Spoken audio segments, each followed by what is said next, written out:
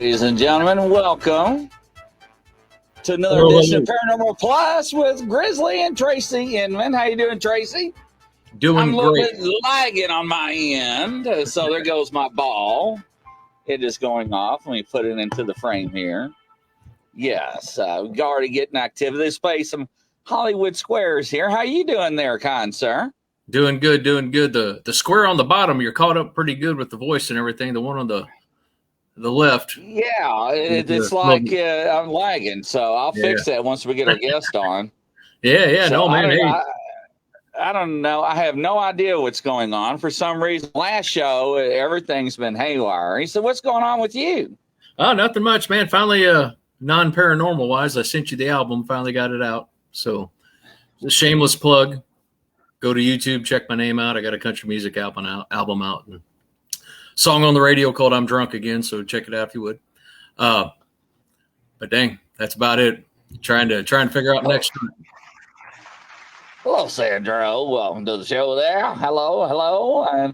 And don't forget, ladies and gentlemen, you can also send stars to support us and me to help to support by helping me do more content. And I'm getting that activity above my head again. And Yep, I this has saw been that. nonstop there. Crazy Witch, Nigel, how you doing, Mr. Porter? Crazy Witch coming around the corner. And Facebook user, how you doing there? All right, here, Angel with FDL Paranormal and FDL Paranormal. They're trying to catch up. Kelly, I see you backstage. Hang tight there. Do not go anywhere there. Hello, Mort. So what we got going on there, Tracy? We got the great Ernie Pack. He's on here today. He's a super great guy. Been involved Really? in paranormal for a while. He's all around good guy. So we'll bring him on and let him introduce and talk to us about himself. All Hello. right. Well, welcome there, sir. Welcome to the show. How are you doing? While he's on, I'm going to reboot. Introduce yourself and tell everybody all about yourself there, sir. All right, we'll do. Well, my name's Ernie Pack, like Tracy said, from Pac-Man Paranormal. Uh, we Pac-Man Paranormal is a team with myself and my wife Denise. I was a tour guide for a long time at Waverly Hills, and actually met Denise at Waverly Hills while she was there for a private overnight, and we were brought together by a spirit. That's a story a lot of folks have heard over and over, but I'm never afraid to tell it again. But and shortly after we got together, we decided to start our own paranormal team, and we did. And wow, we've in a very short period of time, the world has moved really fast for us. Yeah, man. I see it on there. I see all the people that you get that follow you and that in you know all your posts and all that stuff. It's amazing, guys. You know what to me that's a sign of honest person getting what they deserve, right? And then that's awesome that you guys are getting those accolades, for putting in what you put into this. I've only been in it for 4 or 5 years, and like I talked before this, we met at the premiere of Sleepless Unrest in Edwardsville, and it was cool seeing your shirt. Pac-Man. That's catchy. That's catchy as can be, right? It takes us all back to the '80s and all that stuff too. Right. Yeah, and then just talking to you off and on through Facebook and Messenger and stuff. You're a stand-up guy, and you could tell your passion for what you do, especially for Waverly Hills. And I think, and to me personally, that just is a true testament to why you have all these people that are following you and like it. Well, I appreciate that. We just try to. I see someone saying, "Hey, stud." I'm going to assume that's Denise. It says Facebook user.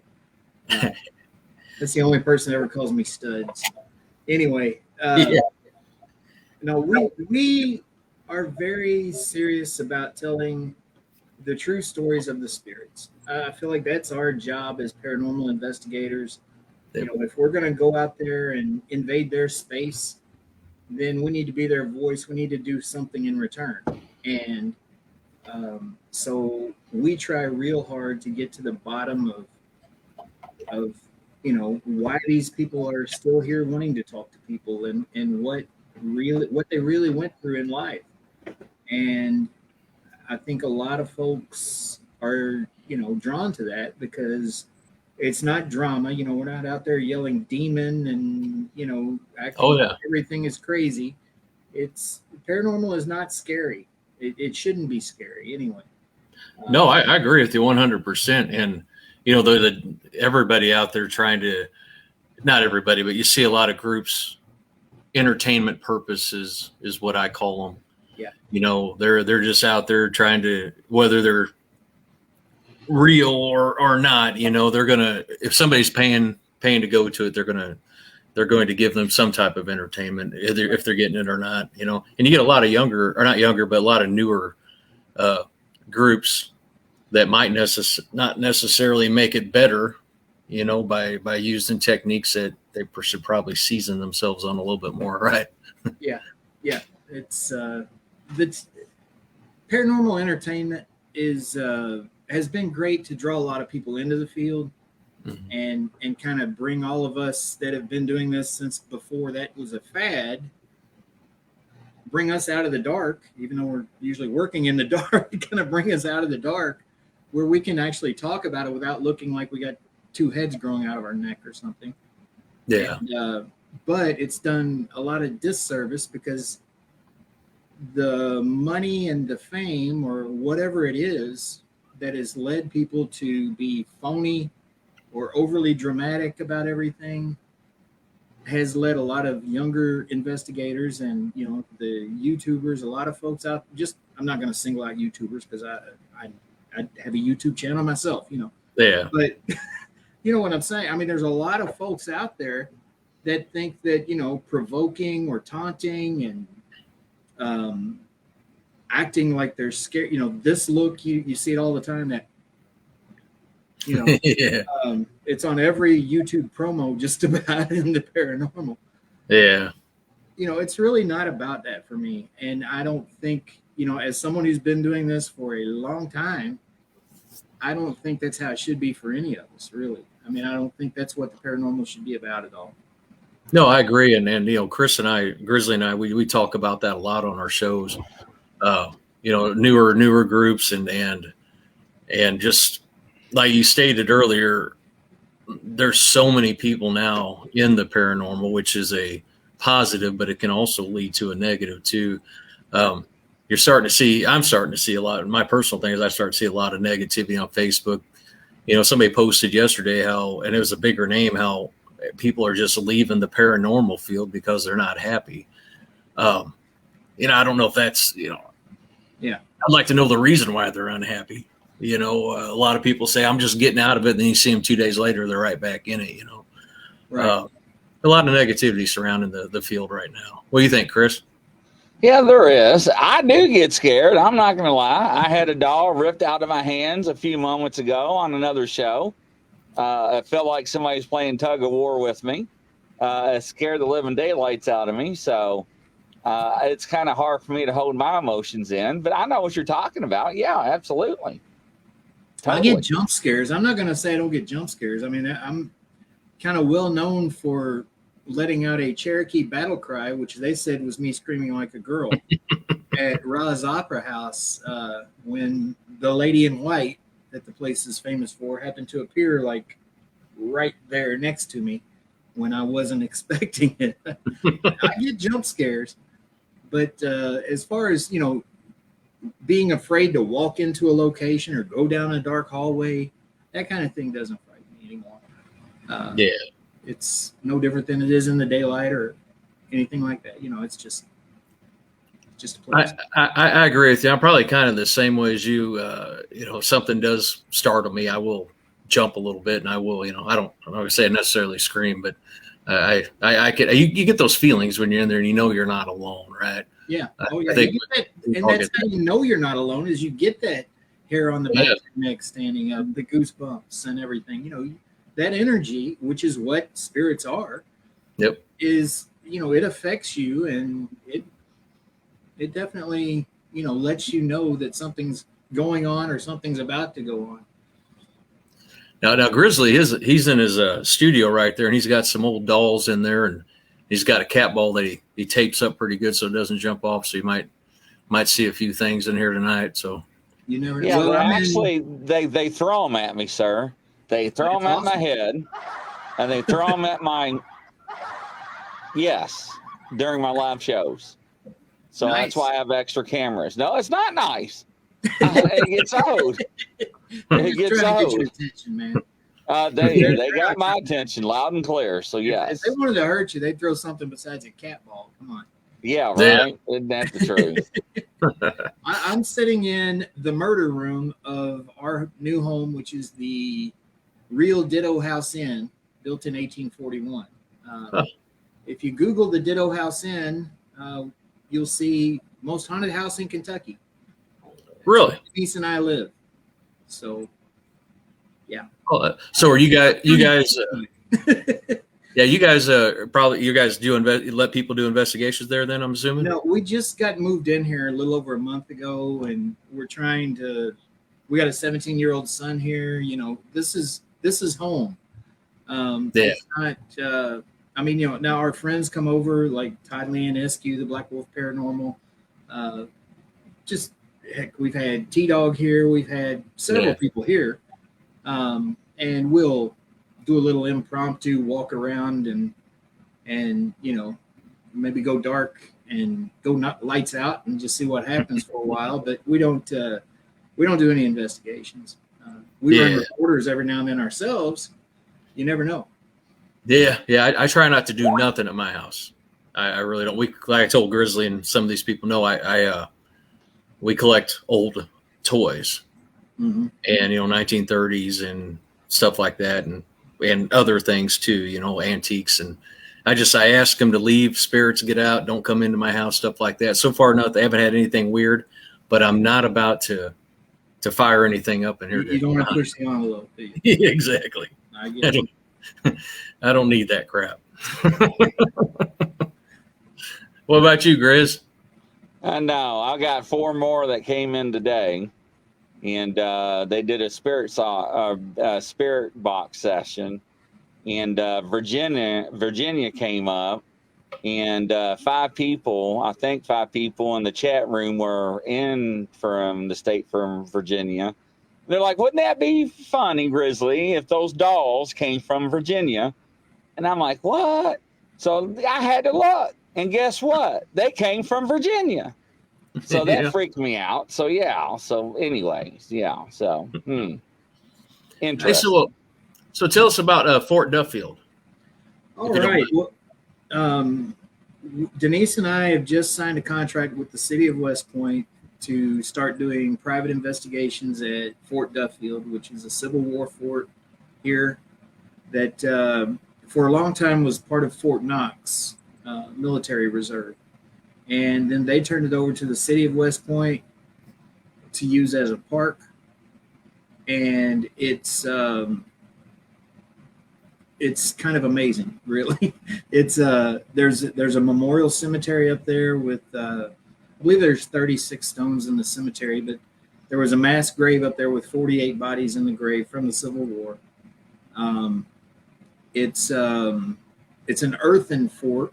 It's the largest and best preserved earthen fort that's known to be in the country from the Civil War, and it is active. I mean, we've had one private I mean, we just started doing these, and we've only had one group come through for a private investigation so far. We got more booked, but only one group's actually had their night up there, and they had an active night. They were convinced that they had a Bigfoot stalking them near the cemetery. Oh. Denise and I were up there with Greg Bakken and Shar Savoy and Kim Savoy, and we are pretty sure that we had a Bigfoot come out of the woods there by the cemetery. We weren't looking for that. We were up there as ghost hunters. And just like our first Bigfoot encounter that we ever had, we were at a cemetery looking for spirit activity, and a dang Bigfoot came out of the woods on us. So it's got a lot of, just a lot of different types of activity up there. It's a beautiful sight. It is, I don't know, it's just really scenic. Oh, that's awesome. I mean, it's up on top of a hill, secluded in the woods, overlooking the town of West Point, the Ohio River. It's really nice up there.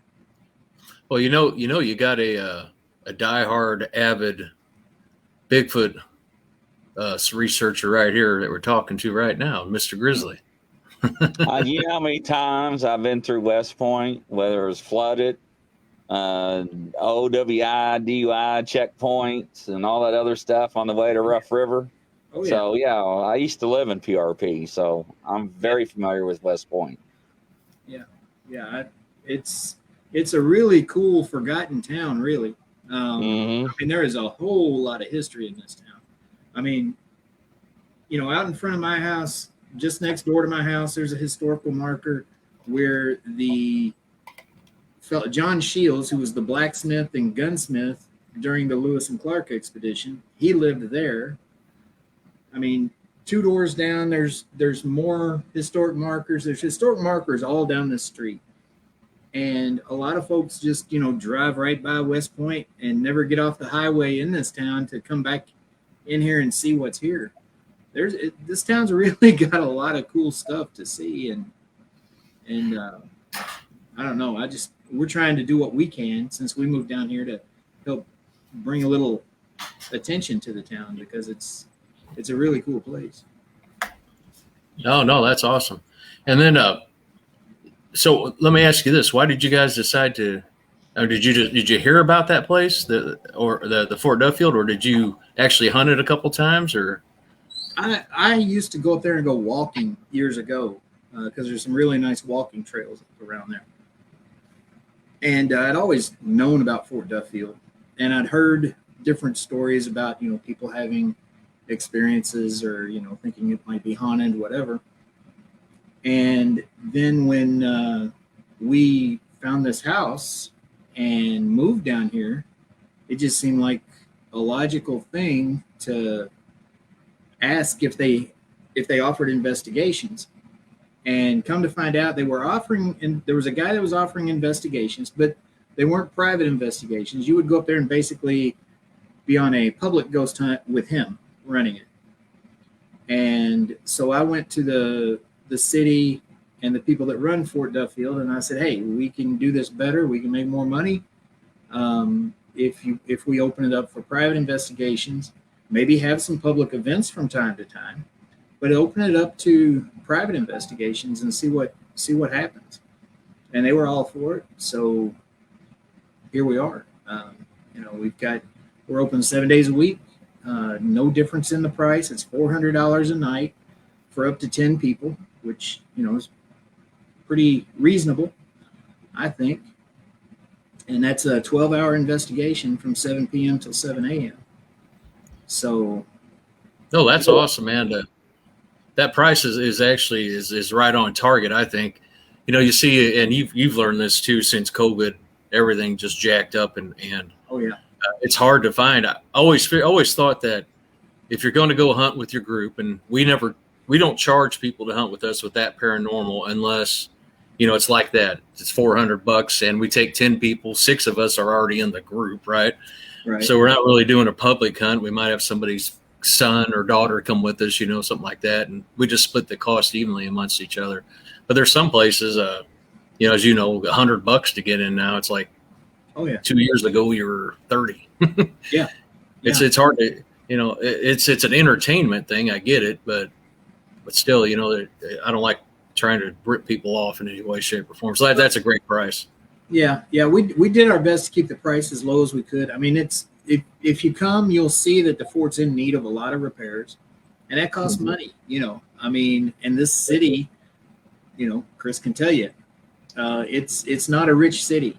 No, it's not. It's a poor little town, and so there's not a whole lot of money down at City Hall to be shelling out to, rebuild the replica cabins or redo the walkways or anything like that. There's not a lot of money there, so we're doing everything we can to put money back into the fort to try to help save that piece of history. I mean, enough of our history has been destroyed or done away with for various reasons. No, and we want to save what we can, Yeah. Yeah, like Grizzly, we talked a little bit before this. Grizzly's mom worked at the Waverly. Yeah, yeah. Back when he was a kid, he said she used to bubblegum machines and all that. He used to mess around. Yeah, I used to get bubblegum out of the vending machine, and when she was a child, she used to play in the death tunnel, the body chute. Her dad was a city police officer or local police, and her uncle, which was her dad's brother, flew the helicopter for Jefferson County Police. Cool. And he always used to fly the helicopter, land in the backyard in PRP. And they got a picture of it in the Courier Journal because somebody got upset. They kept landing the helicopter in the neighborhood because they always used to land. His last name wasn't Ford, was it? McNeil. McNeil. Okay. All right. So, yeah. I know who you're talking about. So I only brought that up because I know you're both very familiar with that place, and we don't have to talk about it. The guys don't watch it right now, but the big guys are both. Now watch this. How many times you eat at Mike Lenning's? I've worked at Mike Lennox 3 times. See? 3 different times. Go. So, yeah. I've eaten there a lot. Sounds like I'll have to head down that way. Yeah, Mike Lennox is good. When you come to investigate Fort Duffield, Tracy, stop at Mike Lennox on your way and make sure you get there early because it's crowded and busy on the weekends if you come on a weekend. But it's world famous for fish. I mean, it's a great place. Yeah. You know, I live up by St. Louis, East Alton, or Alton, Illinois. You know, Alton's got a lot of stuff up here too. Oh yeah. You know, but once you've hunted all that, you want to find other places, and it seems like they're all at least 5 hours away. You know, don't get me wrong. I know there's smaller places, but they're all at least 5 hours away. And I work my regular job during the week, you know, and it's just hard on a weekend to get away 5 hours. Yeah. I want to go to the Bell Mansion. I'd love to go there, see Ricky and hang out with him for a little bit. And, you know, that's almost 6 hours away from here. Come to go down and see Grizzly. We've never even met in person, you know, it's just so far away. But I think I got to make time, you know, once a month or once every couple months to get to those places and start hitting them. We've been doing some private hunts, and it's been probably a month and a half since the last one. And we're talking about doing some more. We need to get out and I might hit you guys up for some locations, maybe, you know, like you're saying, Fort Duffield. If I can talk them all into coming down, we'll head there and get Grizzly to come with us. Yeah, absolutely. We've got a public event coming up August 5th that's $50 a person, and we've got the one and only Squatch Man, Greg Yost, who's going to be there. Todd Leanne Askew from Southern Indiana. Yes, sir. And Todd Leanne Askew from the Black Wolf will be there, and Denise and myself. And we're going to do some ghost hunting and Bigfoot hunting up there. Since we've had several Bigfoot experiences since we've been going up there, we're going to see what we can find when we get the Squatch Man up there. And, well, we're heading to London that week. Oh, excuse me. I'm sorry. Yeah, I've got to go to the Tower of London to investigate. Sorry. My wife. I've got 6th century castles to investigate. Yeah. I wish. No, actually, you know. So somebody, Ernie, do you have any Grey Poupon now? So Ernie, I don't know if you're familiar with FDL Paranormal. They're from over there and across the pond themselves. If you ever get a chance, you ought to look them up and start talking to them. They got some. They're really big into the, you know, just like we are. They're into respect aspect of it, you know. And Mike, I know you're watching because you just waved and all that, but Mike Lewis is his name, but they're really big into the respect of the paranormal field itself, and they're into helping people and stuff like that. I think, you know, you guys would get along great. Definitely. I mean, they come over here. They said every once in a while, but our goal is we are going to hunt with them one night while we're there. That's our goal. So that'd be cool. That'd be awesome. Yeah.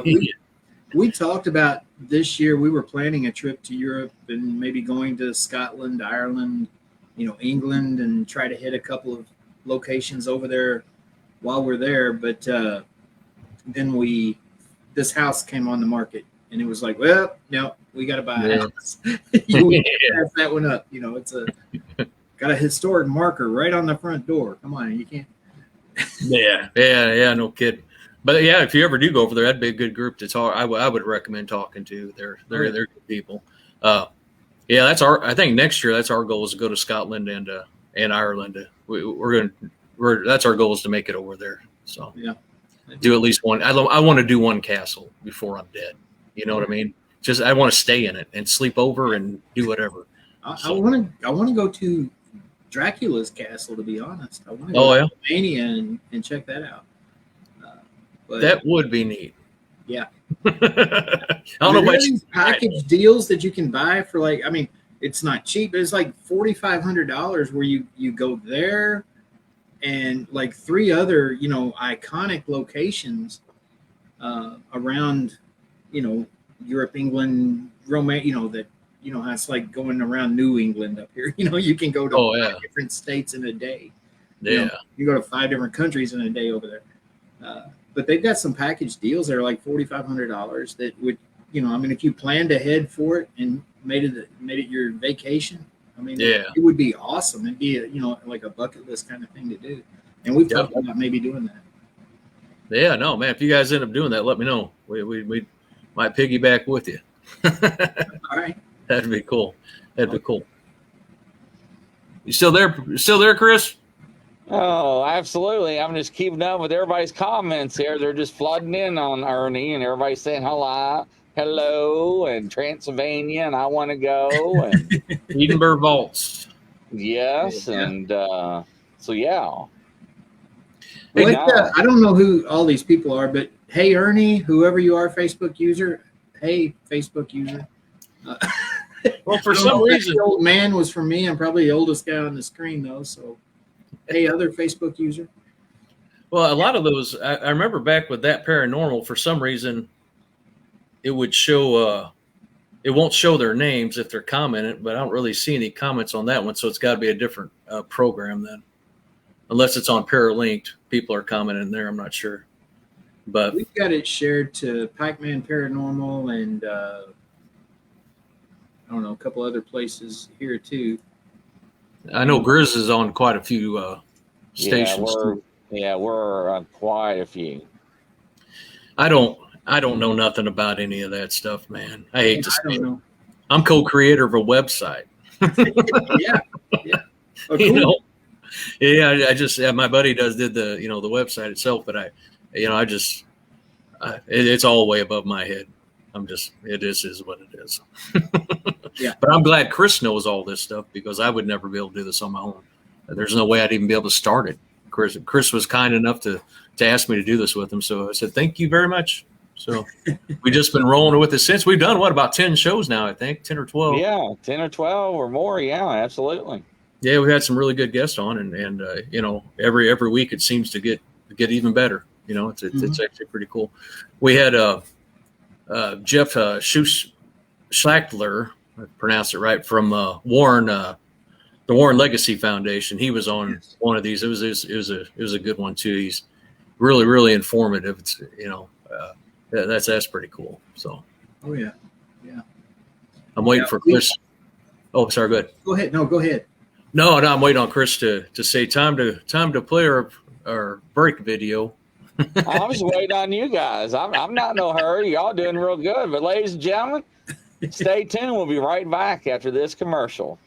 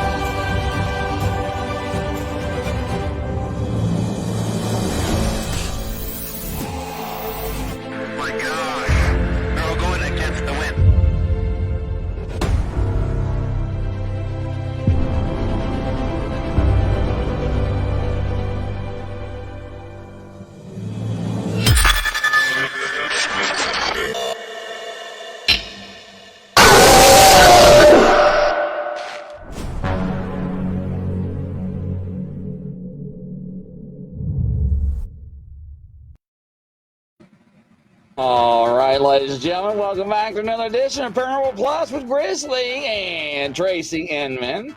Hello, Jody. Welcome, Facebook users. And we got Pac-Man Paranormal, Sandro's, FDL Paranormal, and everybody. Interesting. He's not too far from where I'm at. I'm right outside Louisville there. So, yeah, I know exactly where he's at in West Point, Kentucky. Oh, Y'all need to check him out. Absolutely. Yeah, I see you backstage, Kelly. You'll be next time. Hang tight with me, Kelly. I know. I was talking to T-Dog, and he's going to come on here in the next couple of weeks too. So cool. He's a pretty good guy, man. I know you guys hunt a lot together, but he came up to Alton a couple times, and I hung out with him for a little bit, and then the Sleepless Unrest where we met, he came up there, and him and Ricky, and yeah, just his all around decent guy, you know. Yeah, he's really growing in the community too. He is. He's starting to finally get some of the credit he deserves and the recognition he deserves. I've known him for quite a while. I see what Denise commented there. Ernie's the voice of Pac-Man. I'm the brains. Yeah. That's my wife. She's not going to vacation for the paranormal either, she said. No. Vacation is vacation. We go to Salem every year for vacation, and we don't ghost hunt or anything while we're up there. It's like, come on. But we do a lot of witchy stuff, but we don't ghost hunt. Yeah. But I forget where I was going before she jumped in with that comment. Oh, we were talking about. I think we were talking about T-Dog. Yeah. I've known him since he was with Things, and they did an event at Waverly. I don't know, 6 or 7 years ago, something like that. And that was the first time I met T-Dog, and he's just. I mean, he's like a brother. I mean, he's a good guy. You know, he's never done us wrong, and he supports everybody else in the field. Doesn't have anything bad to say about people. I like the guy. Yeah, that's what I noticed about him too. So how long have you been doing this, the paranormal? I really jumped in with both feet. Probably around 97, 98. Something like that. Oh, wow. I started a website back in the early days of websites called True Paranormal. And what I would do is I'd have people send me their ghost stories. And if I thought that it was legit, you know, because I'd question them, I'd scrutinize it and everything. And then I'd post it, and we'd talk about it and talk about, you know, and it was just kind of a, you know, you'd post something and then have a chat about it kind of thing. You know, it was like a Facebook page for paranormal back then. And then when I got the chance to go to work at Waverly Hills, the first thing I did up there was work in the haunted house. I mean, I had taken tours up there once Tina and Charlie got it and started doing the tours. I think they started tours in like 2002 or something like that. I'd taken tours and gone on public overnights and things like that up there. And I kept hounding Tina. I was like, you know, if you ever need any help, just say so. And, you know, never got a chance. And then one year she said, well, we need help in the haunted house. I'm like, I'm in. You know, it's a foot in the door. You know, I jumped on it. Like, I'm in. Yeah. So I was a zombie cop in the haunted house with a zombie canine cop. And then after the haunted house ended, you know, at the end of Halloween season, I said, well, now what do I do? And she's like, well, that's it. And I said, no, I'm not going in. You know, basically just kept coming up there. And eventually I was a tour guide and then hosted the overnights and did that for a long time. I worked on and off 2 or 3 different stints over the years, or 3 or 4 different stints over the years. Yeah. And, you know, it's a place that'll always be in my heart. But I mean, I've traveled all over investigating, you know, met a lot of people while I was working at Waverly that were, you know, that had teams and went to different locations, and they would invite me. Yeah. Come here with us. And when I could, I did. And So now that Denise and I have our own team, we do that ourselves. We go up. That's a great way to learn, ain't it? Going with Yeah. all those different groups, a lot of diversity in your. Yeah, that's awesome. Now you still have that zombie canine police outfit. Denise makes you wear that sometimes, don't she? No, no. Tracy, you did Come on, Denise, not tell the go truth. there. Tell the truth. I cannot believe thee. I see Yeah. Sandro's asking, what are my personal experiences that made me get into this field?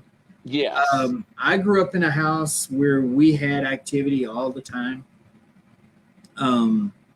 My grandmother was very spiritual, very much a believer. And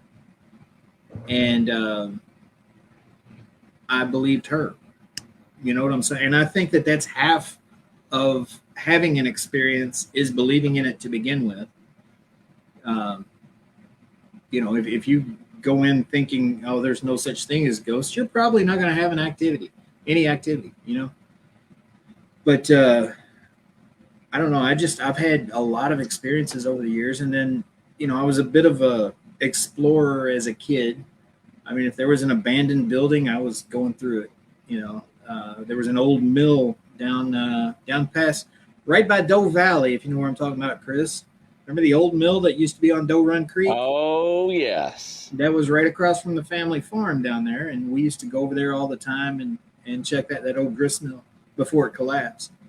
And but it was haunted as it could be, and there'd be like 6 kids in there from 9 to 13 years old, and we'd come running out screaming and go back to the family picnic and tell everybody there, that whatever happened, and they'd just think we were a bunch of kids being crazy. And it's like, no, that really happened, So I don't know. I've just always been drawn to it. So Stanley Stones wants to know, have you ever taken anything home with you? Yeah. My wife. I got her at Waverly, like I said. Yeah. But no, we've definitely had activity that's followed us home. I have, Denise has. We've definitely had that happen over the years, and I think it's possible for any of us, anytime. I mean, we do our best to wear protection. Denise has made these EAD stones. I don't know if you guys ever heard of those, but they're protection stones. Hold that back up here. I'm going to blow you up here, and I'm going to waka. There you go. Boom. Yeah. Nice. These stones she made those for protection because we had a bit of a butthole.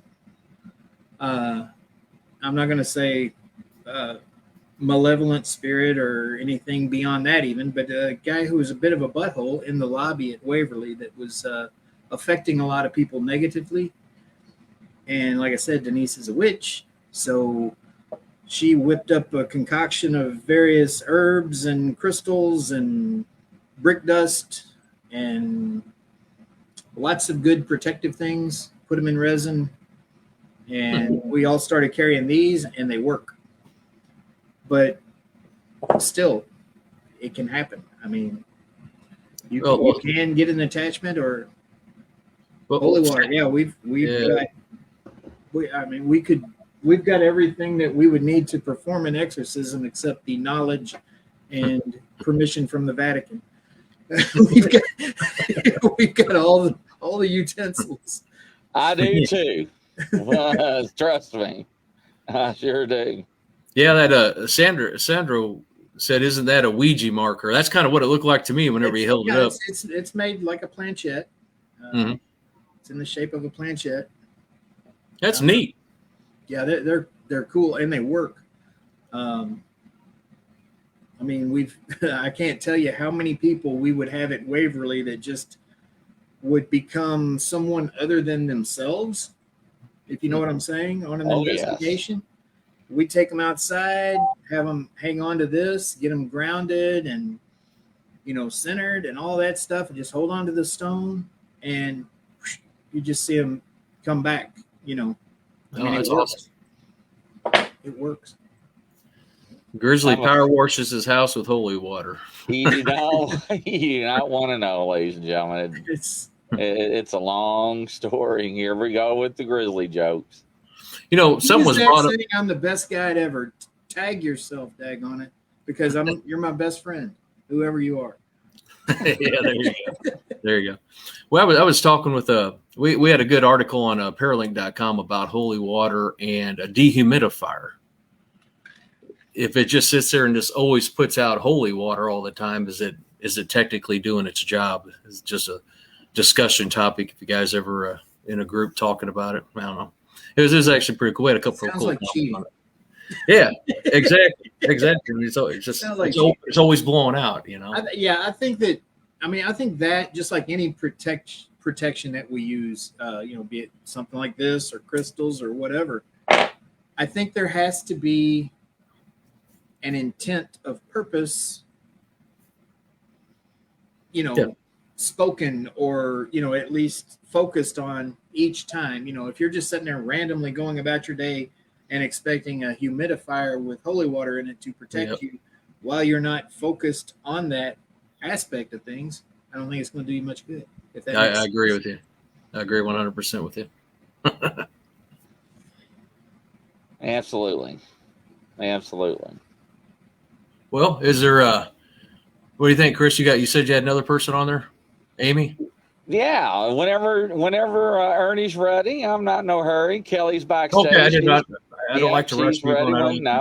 Ernie's having a good time. I wouldn't mind hooking up with Ernie down the road too and getting together, especially with Greg Yost. You guys are close. I think the world of Greg Yost. So it's small world. So yeah, he calls me. He says I'm a world-renowned paranormal investigator on the cutting edge, and he's my best friend. And he's just full of good things to say about me, and I feel the same way about him. And he was here for our family cookout day before yesterday for the holiday. He's just a great guy that everybody needs to know. Greg Yost. That's all I can say. He's one of I always tell people whatever he says, you can take it to the bank, ladies and gentlemen. Absolutely, especially about the forest people. I mean, there's nobody that has a relationship with the forest people like Greg Yost. That is correct. I don't know if you heard about his epic encounter where 7 trees got pushed over. Yes. That was with me and Denise and our daughter Cora. Really? And we witnessed that, and it happened. I mean, that is not a bullshit story. That happened, and it was incredible. I mean, he asked him to, and he was getting ready to move to Washington State, and thought that might be his last time in that particular forest. And so he walked out there to the woods like he does, and he's like, "My friends, I want to see your power. Show me something epic. This might be my last time here with you. Do something epic for me, please. I beg of you." And we're standing there, and I'm looking at him like, this guy is nuts. And then I hear, boom, boom. I mean, 7 trees all around us. I mean, at a safe distance, they weren't threatening or anything like that. But 7 trees got pushed over when he asked them to do something epic. And that was just mind-blowing. I mean, it's life-changing. It's like, okay. Yeah, this guy's got. He's got make a believer out of you, won't it? Yeah. So he was talking to Nick Valente, and he was talking to him about Bigfoot and Sasquatch, and Nick was like, "Greg, you got Dog Man." And Greg's like, "What?" He's like, "Yeah, look at your pictures." And Greg had no idea. Yeah. So Greg's like, "Oh my god!" That picture of Dog Man that he's got is probably the best Dog Man picture you'll ever see, I think. Yep. Huh. Yeah. So I'm like right smack in the middle where everybody's located. And I'm actually was in law enforcement in Indiana. I moved to Kentucky. I'm actually from Kentucky and moved to Lexington and I'm just moved from Lexington back to right outside Louisville. So yeah, so I'm back in town. So I moved my studio. So I'm real excited. From Valley Station, right there off East Pages Lane, Timothy Hills neighborhood. Yeah. Moved from See, there to I lived off Hinchbrook back in the early or late 98, 99. 13416 Hinchbrook Boulevard for a while. Back in the late 90s? Yep. Oh, you had to know me then. I might have set your shed on fire, to be honest. Yeah, we had a lot of bottle rocket war. Did you hear a lot of gunshots? What's that? Did you hear a lot of gunshots at night? Oh yeah. That was me. Yeah. There was a jerk on the street. I didn't know who it was, but there was. That was me. Yeah, that is. Every time I got a new pistol at Juniors, I left the VFW post. That was at 1 or 2 o'clock in the morning. I was like, "Yeah, not wasting on it. No, come on." Open up the side door and call, blam. That was me on Hinchbrook, ladies and gentlemen. I probably called the cops on you a dozen times. Oh yeah, they always showed up, and I'm always offering them a beer. Are you shooting? Yeah, it was me. I ain't gonna lie. So, I used to do some crazy stuff back then. Small world, isn't it? Yes, it is. Sure is. Then you became a cop, huh? Yeah, I know, right?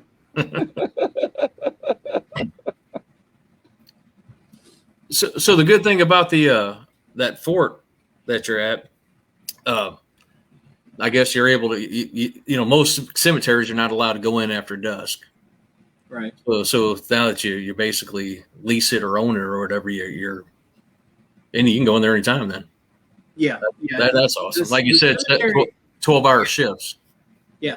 You have the place from 7 p.m. until 7 a.m. The park is open to the public during daylight hours. Mm-hmm. So, as long as it's daylight, there could be some random person straggling through, but we keep an eye on it. Once it gets dark, if you're not paid to be there, you're not there.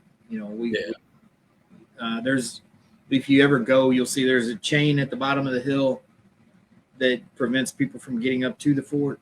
And I usually park down there, right there by that chain, and just sit there while the group's up on the hill investigating to make sure that no one, interrupts. One thing we always ask everybody that's on here, ghost hunting wise, is what's your favorite piece of equipment? What's your go-to? Just you, huh? I mean, everything that I've gotten my best evidence with is right here. A good camera, a good audio recorder. That's where you're going to get your best evidence. A REM pod lighting up is cool, and it can give you an indication that you might have some activity. Yeah. But it can also give you an indication that someone's keying a two-way radio. There's so many things that can give a false positive to all of our ghost hunting equipment. Even the SB7, which is, my go-to for that kind of thing. A lot of times you just get a random radio transmission through there that might happen to fall in line with what you're saying. Exactly. But yeah, you can get good evidence with it too. And hell, we have gotten direct responses that were impossible to say were random using the app Necrophonic. I wasn't a believer in any apps whatsoever, ever. I was like, it's garbage. It says right on there for entertainment purposes only. Well, this doesn't. Necrophonic doesn't say that. If you pay for the real version of it. And we were at Old Stone Jail in Franklin, Kentucky. And there's a story of an inmate who was killed in one of the cells. It's the last cell on the left at the jail. And was back there with Todd and Leanne Eskew and Denise, and I believe Zach Eskew and Haley, his girlfriend, were there. And anyway, I asked, when did this happen to you? We didn't know. And the Necrophonic said February 8th. So I went to Billy Wilkerson of Whiskey Tango Foxtrot Paranormal. He's the one that runs Old Stone Jail investigations. And I asked him, I said, does the date February 8th mean anything? He said, I don't know. I said, well, we were back in that cell. And, I told him the story. And he's like, well, let me go look, see what I can find.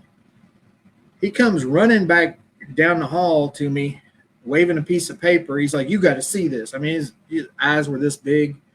And, if you know Billy, it was very animated for him because he's real laid back and calm. But he's like, you got to see this. And we look, it's a newspaper article from Thursday, February 13th, 1956, I think. And it said, this past Saturday night, an inmate was found shot at the Simpson County Jail.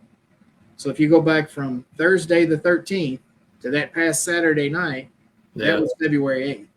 Wow. We had gotten that date through necrophonic. I mean, clear as a bell. There was no question. And we had, like I say, none of us that were there had any clue that February 8th meant anything. Yeah. So, I I can't deny that anymore. From that point on, I was a believer. So, and that's proof that you really, when you're investigating, that's why it's called investigating.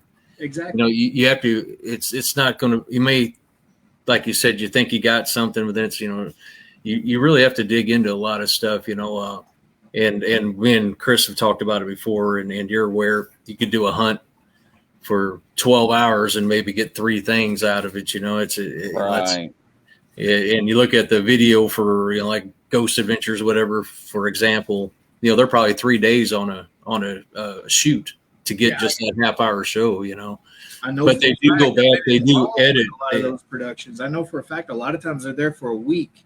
Yeah, they might get one thing on Monday night, something else on Wednesday night, something else on Thursday night, and then they put the show together.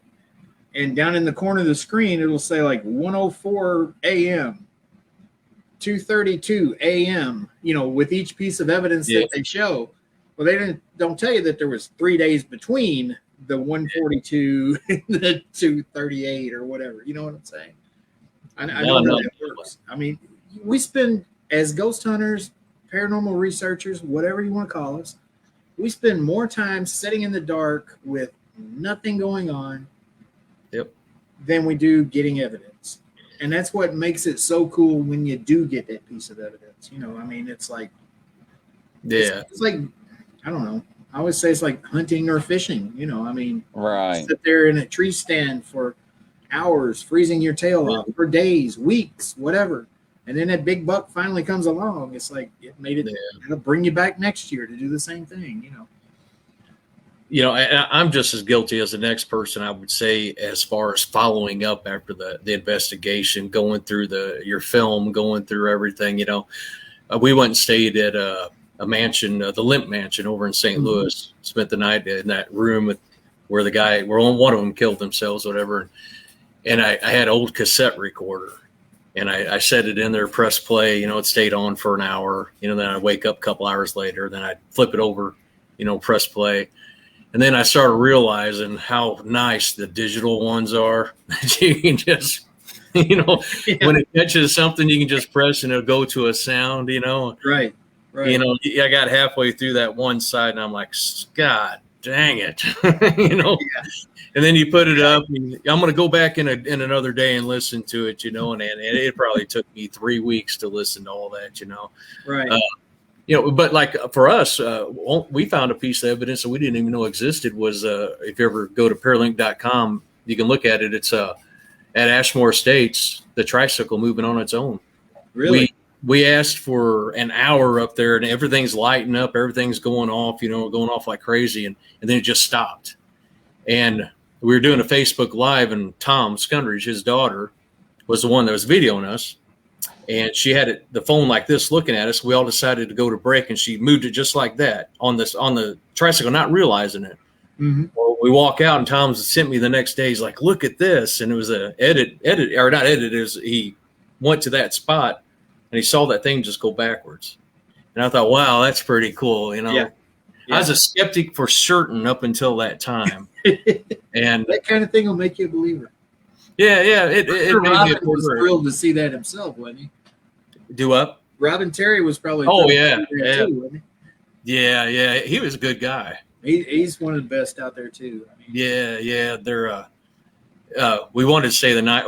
We stayed for a long time. We wanted to stay in that little cabin outside, but we just decided to drive home. But yeah, that's actually a really fun place to hunt too. So yeah, and it's a good value too. I mean, that's a really good value for what you get. Yeah, definitely. Yeah, we love Ashmore, and I mean, Robin sent us his insurance release, his waiver that he has people sign at Ashmore for us to basically copy and make it our own for Fort Duffield because Denise asked him, she's like, we've never done this. What do you suggest? Yeah. I said, how about I just send you mine and you can just customize it to fit your location. So that's what we did. I mean, he's a good guy. We went up there another time with Nick Groff and Daniel Kloss. We're having a ghost hunt up there. We went up there and hung out with them. That's pretty cool. Super nice guys. Yeah. I message Daniel every once in a while. He always replies, so that's cool. We'll be seeing them next weekend at the Gettysburg Bash. We're going up there. We're going to have a booth for Fort Duffield, and I don't know if you've seen the lineup for the bash, but a lot of great folks going to be there. Daggone it, Brian and Rochelle are going to be there. We'll probably have to put up with them. Hopefully Brian doesn't hurt himself. Oh yeah. They're from my neck of the wood right here. Yeah. We were in Vegas when he had the famous escalator incident and destroyed his knee. He was trying to run up the steps to get lunch. we had gone down and gotten him lunch, him and Rochelle lunch, and we were coming back up the escalator. And he passed us going down the escalator. He turned around, tried to run back up the escalator. And Brian doesn't have good luck with stairs, and he destroyed his knee on that. Yeah. Now, you'd think with being so close and in the vicinity of each other, I probably met him twice. Really? And now I saw Rochelle at the DMV one time, a couple of years ago, and talked to her. It was like a week after that Sleepless Unrest thing at the Wildy, and they're both super nice people. They are. They're awesome, and they're a riot too. I mean, you guys need to have them on the show sometime. That's going to reach out to them here as we continue to pursue this endeavor. Yeah, they're a blast. I mean, they play off each other so well. Yeah, no, that's awesome, man. That is good. That's a good deal. But Sandra wants to know, what do you guys think about seeing big orbs? Well, if you see it with your eyeballs, I think you might actually have some activity. We saw one night before last at the fort. Denise, myself, and Squatchman saw one. So much of the video and photographic evidence of orbs out there can so easily be debunked. If you spend any time at all watching IR footage or know anything at all about photography, most of the time, 99.5% of the orbs I've seen posted as evidence, as from photos or video, I can sit there and say that's a bug, that's a cobweb, that is moisture, that's a lens flare, because I've spent countless hours sitting watching IR cameras doing security at Waverly Hills, and I see all that stuff on all these cameras constantly, and you figure out what it is eventually, because you'll see at Waverly, you're at Waverly Hills, you see something that looks like an orb, you're like, oh my gosh, I think I got something on camera. And then you look a little closer, you might even go up and look at the camera, and you see this little cobweb just kind of dangling back and forth, oh, that's what it was. I've only seen a few. My brother's old house, I'm telling you, and this only a couple of years ago, he caught on film, and there's probably about 5 of them, and they were different colors and bouncing back and forth, and just not bounce, but sling, change direction, come back, change, and it's so quick, it couldn't have been dust. And then, so I'm confident that those were. Now that's just my eyeballs, right? My opinion. Mm-hmm. But I did, and I talked to Grizzly about this before. On one of our last hunts, we did have an orb. You can see it come from the top of the room, and it's in a 1800s mansion. It's original furniture, and there's this hutch there that or schiffer robe that you had to really pull to open it. Mhm. I mean, we tested it before we did anything there, and you can see this orb. It's on our infrared camera in there, and it just flies right down to that handle. And as soon as it hits that handle, that door opens, just creaks open. You know what I mean? And I can't explain it not being something. Yeah, that's Because I so much want it to not be something, but Right. it is. It's obvious. It had to be something. So Yeah. I tried to debunk it every way I could. what I always tell people, and I'm not an expert by any means. Okay, I'm just somebody that's done this stuff for a long time, and I've scrutinized everything that I've done over the years, and I've scrutinized other people. I've been taught by other people. I've learned from other people. But as far as I'm concerned, if an orb is spirit energy, the ones I've seen, and I have seen some, I've seen them at Waverly, I've seen them at other haunted locations. Saw one, like I said, just the other night at the fort. They emanate light. I mean, they will light up the area around them. You know, Yep. You'll see light on the wall, or like this. If they go by a wall, it'll light up the wall as it goes by. And if you just see a ball of light in a dark room, it should light something up if it's a ball of light. Otherwise, It's something that the IR is picking up, dust that's being pushed by forced air or whatever, And I mean, that's my opinion. I could be wrong, but I don't know. I've had people send me pictures of an orb up close, and you can see the face. You ever see a face in an orb? People always say that, and I just don't. I don't know. I don't necessarily buy into that, to be honest. I mean, if somebody tells you it's a face, you're going to think face, right? Then that's when pareidolia kicks in. Exactly. It's like, oh yeah, there's two dark spots when I blow it up 1,000% and it starts pixelating. There's two dark spots where they could be eyes, and it looks like a chin. So yeah, there's a face. I think you can trick yourself into thinking that. Agree. Denise is asking if I showed the video from the house. Have you seen that, Tracy? I don't believe I have. Not gonna lie. Denise, if you could send that to Tracy or somebody while we're on here, they might be able to bring it up on screen. I don't know. I'd send it to Grizzly because I would totally. I'd probably erase us. I understand. I don't know how I could share it with you guys, or I would, but down at the bottom, just hit present, and just whatever screen you're on, and just share it. That's all. Either ad or I could share it. No big deal. Well, give me just a second here. Let me see if I can. I might. I hope I don't screw up here, but hang on. Denise's dad drove the F-150, correct? What's that? Denise's dad that lived on Hingebrook, didn't she? Her dad drove the F-150?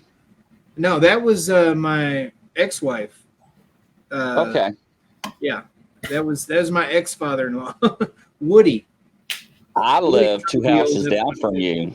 I was at 19. I lived on the corner. Yeah, I was the last house from the corner on the opposite side of the street from you. Yes, yeah. I remember. Small world. I was crazy back then, but those were the old days. I can't figure out how to get to it on here without losing myself. So yeah, I'll just send it to Grizzly Chris on Facebook Messenger, Grizzly Chris, and I'll pop it right up. I gotta find it. Hang on. Let's see. I know I've got it on Facebook. Let's see. Hang on.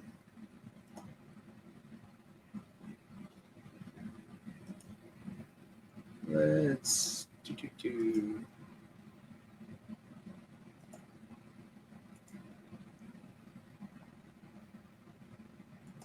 I'm gaining on it. Here we go. I'll pull up my Facebook account real quick.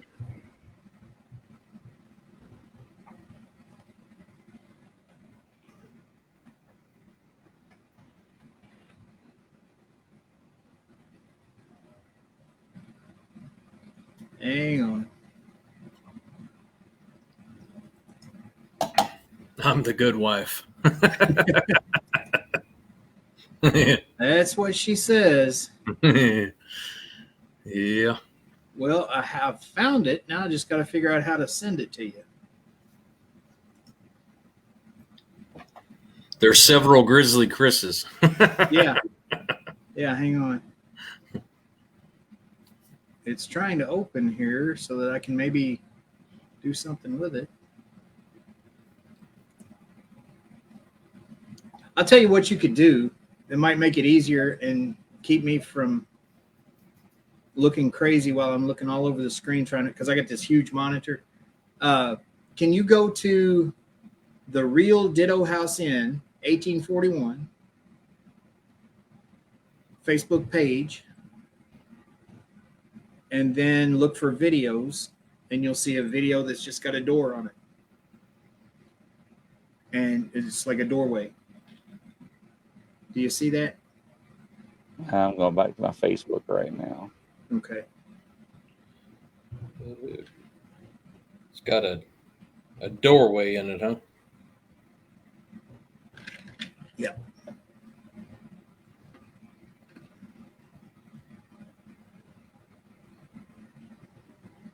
I see a preservation one. See, Real Pac-Man Paranormal is asking me to join. Oh. 3 hours after we got the keys to our new house? Yeah, that's it. There you go. I'm going to send this to you, Chris. Okay. Oh, Lord. I just got a leg cramp. I just shared it with you. Let's send it to both. Oh. I sent it to both your, it's on your page and it's on coming to your messenger. I got it. All right, cool. It's about a 40-second video. I'll give you a little intro to it. Like 3 hours after we got the keys to the house, I was the only one here. Denise was in Indianapolis working. And I was downstairs walking into the kitchen and I heard a door close. And I knew I was the only one here. So I walked back into the room where the door had closed, found the door, walked over to it, swung it back and forth, tried to figure out why it might have closed, couldn't find a reason. So I stepped back and went into ghost hunter mode, started the video. So here you go. Have you got the sound on? Yes. Okay. Oh, I could hit the button. There we go.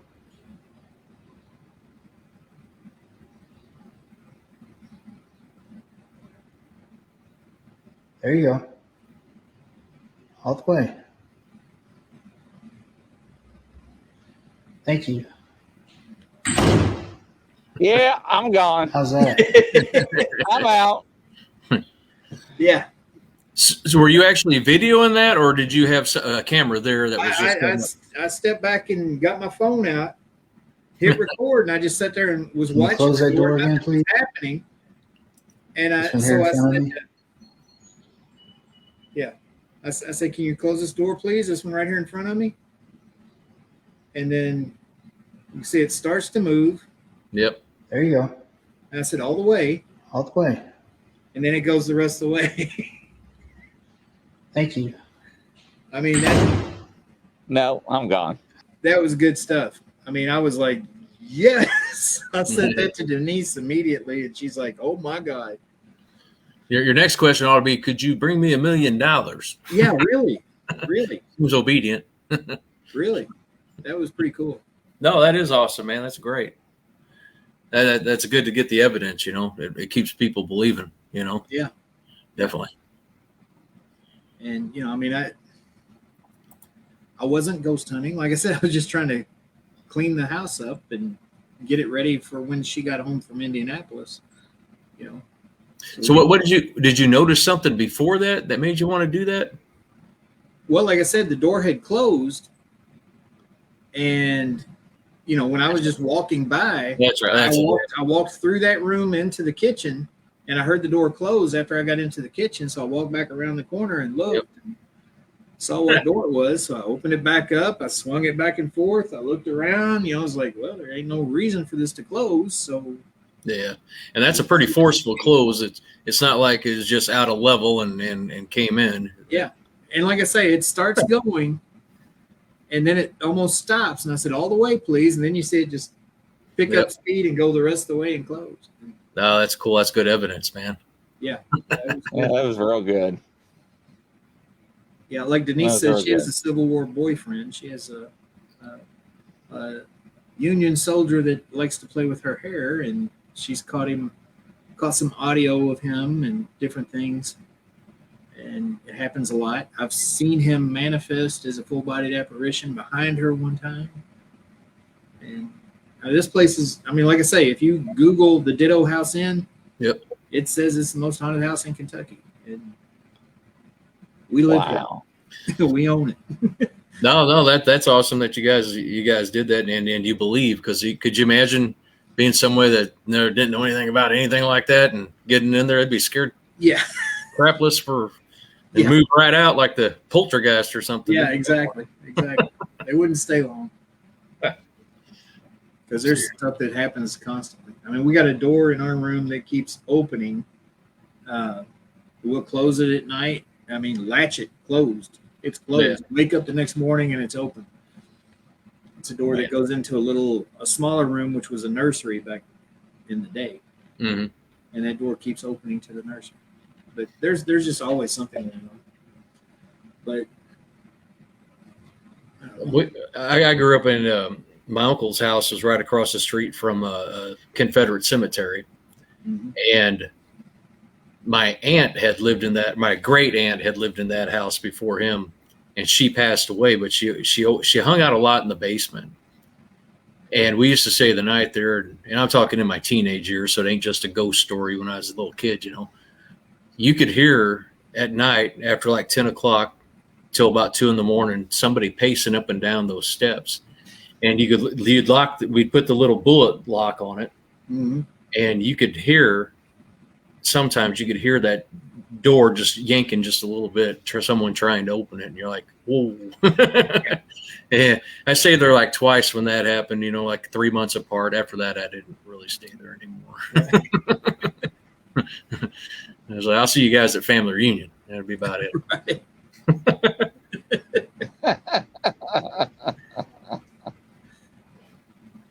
That's funny. I like it though. I mean, when my brother was saying a couple years ago he was convinced the house he was living in was haunted. I was like, okay, well, I'll be there in a minute. Yeah. I like it. I'm drawn to it.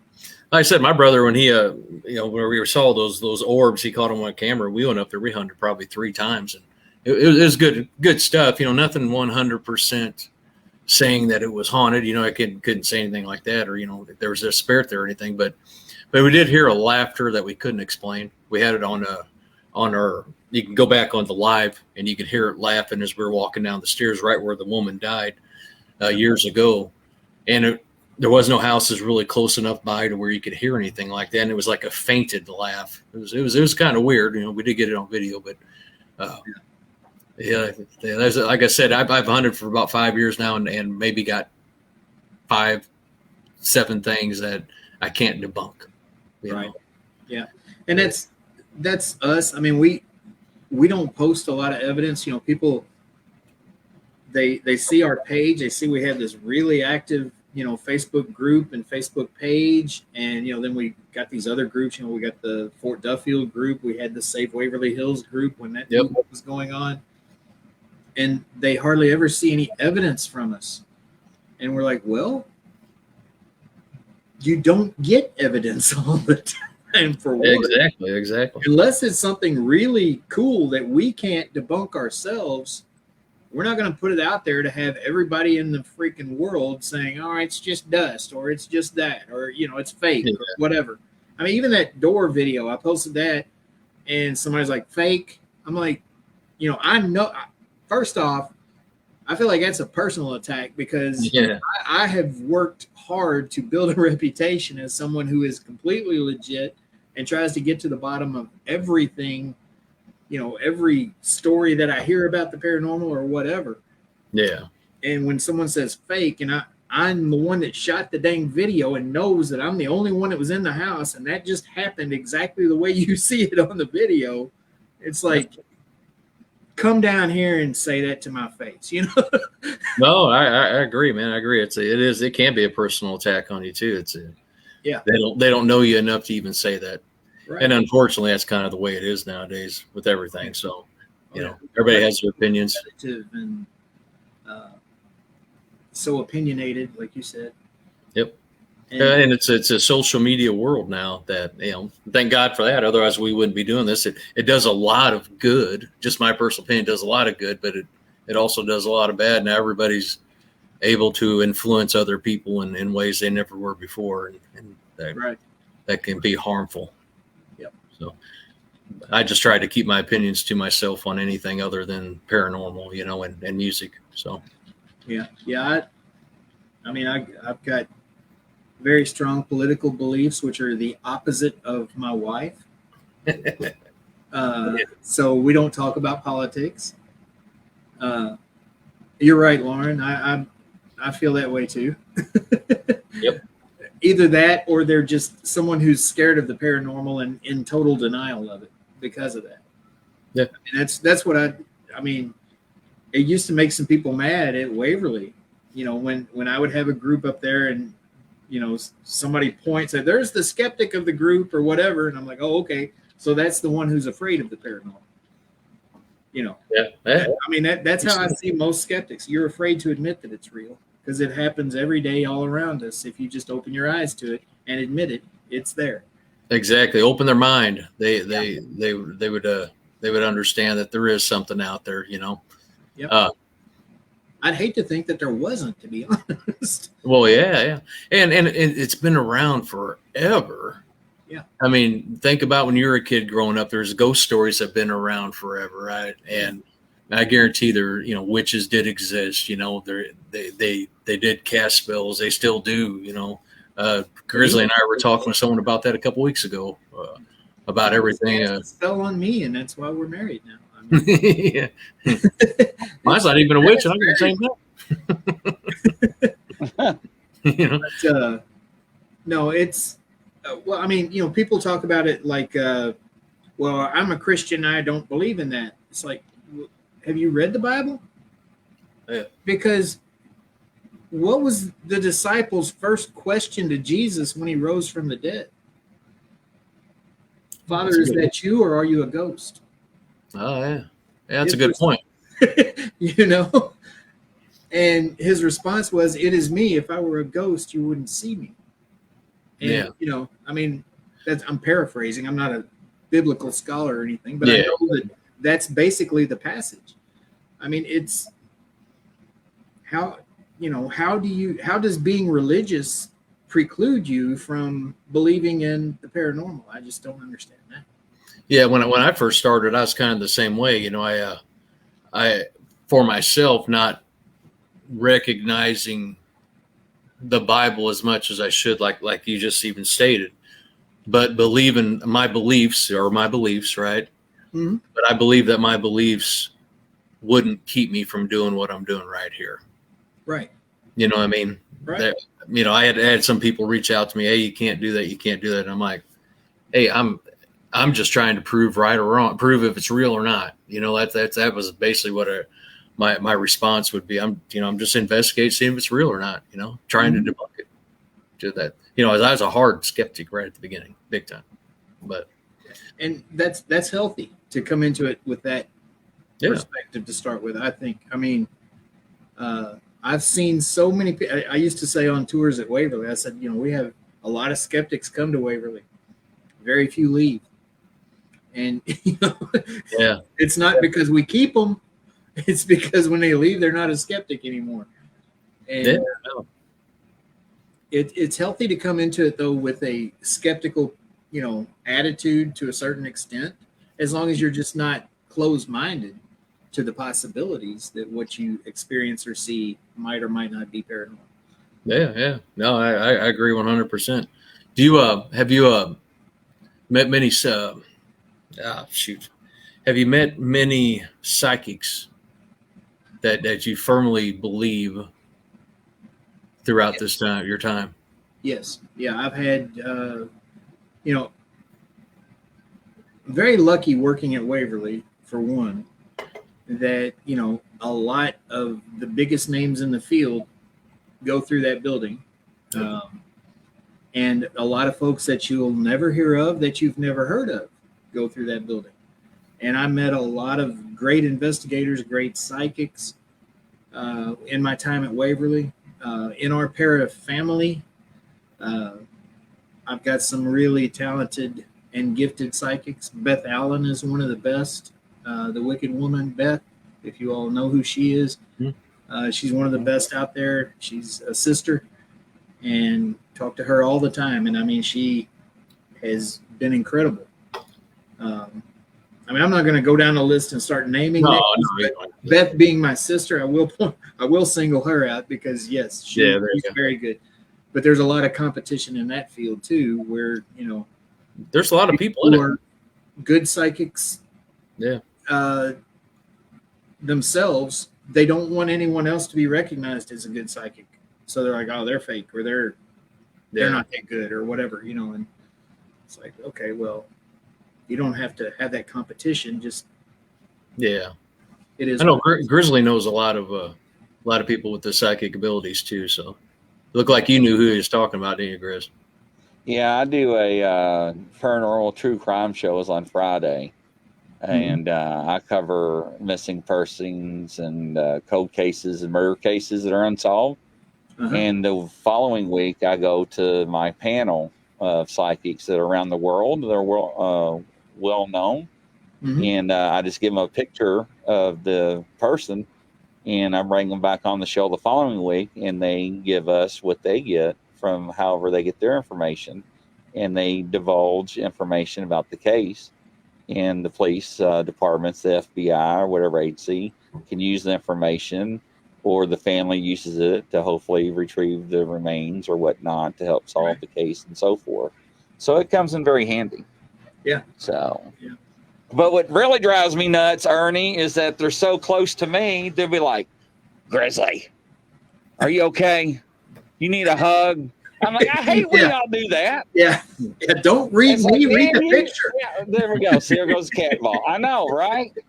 But they'll call me out of the blue, and they'll be like, and then they'll call me like, hey, I got to tell you something. Your family members drive me nuts, and I got to tell you this message. And they'll be like, who'd you just walk by? And I was like, my mom's over. Put her on the phone. I got a message. I'm like, here, Mom. Who is it? Just take the phone call. Don't ask. Just take the call. So, yeah, it's very interesting. Never a dull moment. So, right. Absolutely. So I know exactly what you're talking about. So, yeah. But it's very interesting. I'm glad you had an opportunity to finally meet you in person. After all these years later, I aggravated the fire out of you. I do apologize about that. But that was my younger, dumber days. But yeah, it's all good. It's all good. I'm glad to know you're in the neighborhood. You got to come down to the fort. And absolutely. Yeah, I'll be more than happy to. That'd be awesome. Shoot me a message and let me know when you're going to be in the area, and we'll go up there and take a look around, and then you can book it. Or come to our that'd be awesome. With Scotchman, August 5th. Yeah, I may end up doing that. Yeah, that'd be awesome. It really would be. Is how does everybody get a hold of you and stuff, and reach your websites and your Facebook groups? You can find me directly, Ernie Pack, on Facebook. I'm pretty easy to find, and I'll accept most friend requests unless you look like you're a complete lunatic. We've got a Facebook group called Hauntings of Fort Duffield, just like on the screen. We've got one called Pac-Man Paranormal. We've got a Facebook page called Pac-Man Paranormal. And you can find me through any of those places. And just shoot me a message. Send me a PM, and I'll respond as soon as I can. And we'll talk about whatever it is you want to talk about. Yeah, definitely. And awesome. Throughout the last couple of years, Ernie's, whenever I've ever sent him a message on Messenger or anything like that, he's always got back to me. Stand-up person, both him and his wife, and they got a great thing going, and glad that we had him on. I am too. I am too. Ladies and gentlemen, check them out. Pac-Man Paranormal.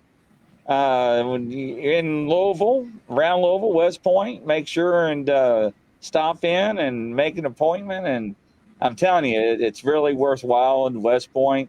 You actually, ladies and gentlemen, if you go down Dixie Highway, you're going to go right through it. You blink an eye and watch the speed limit because you will get a ticket.